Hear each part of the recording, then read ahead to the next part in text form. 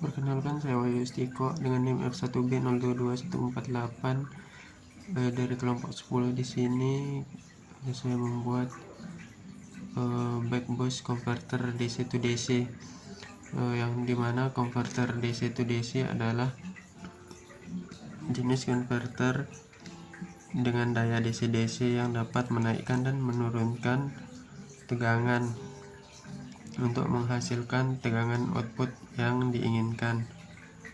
Kemudian di sini pada rangkaian ini terdapat sumber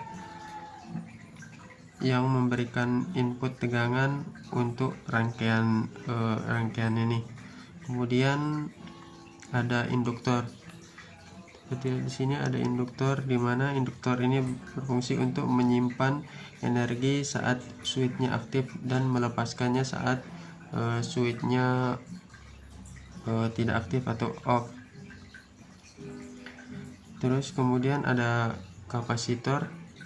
Sini ada kapasitor yang dimana untuk menstabilkan tegangan output dan mengurangi ripple. Kemudian ada IGBT, di mana IGBT ini berfungsi untuk mengatur aliran arus melalui sinyal PWM. Kemudian ada dioda,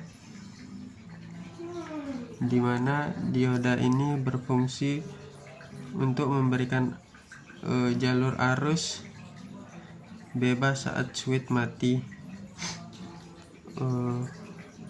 Terus kemudian ada resistor, di mana resistor ini berfungsi untuk representasi beban rangkaian.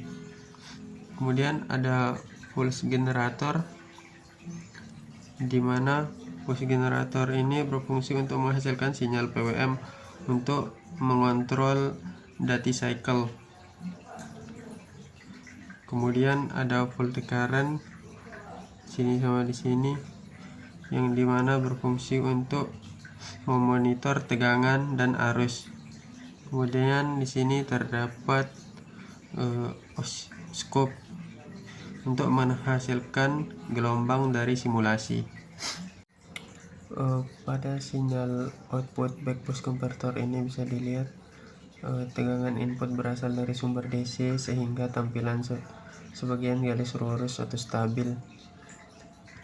Nilai yang terukur itu 18 volt dengan variansi minimal karena sumbernya sudah diatur secara konstan. Adapun tegangan outputnya itu pada saat mode penurunan tegangan atau buck, tegangan outputnya itu diturunkan menjadi sekitaran 12 volt. Tegangan terlihat stabil dan ripple-nya kecil. Ripple ini terjadi karena adanya fluktuasi arus di induktor yang sebagian besar sudah difilter oleh kapasitor output. Kemudian pada saat mode menaikkan tegangan atau boost, tegangan outputnya itu ditingkatkan menjadi sekitaran 22 volt. Tegangannya juga terlihat stabil dengan ripple yang serupa dengan mode buck. Ripple pada mode boost biasanya lebih besar dibandingkan mode buck jika komponen tidak dirancang secara optimal.